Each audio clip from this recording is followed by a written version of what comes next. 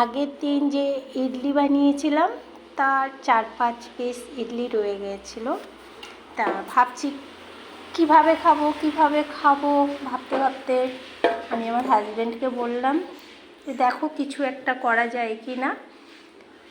তা ও এইভাবে আমাকে রেডি করে দিয়েছে। আর এখানে দুটো কাঁটা চামচ, একটা হলো এই যে আমার বেবি আর আমার।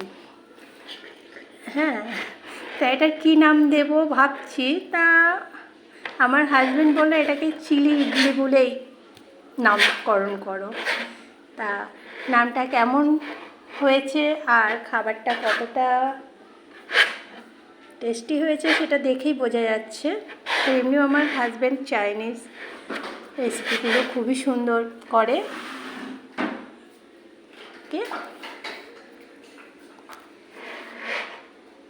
টাটা।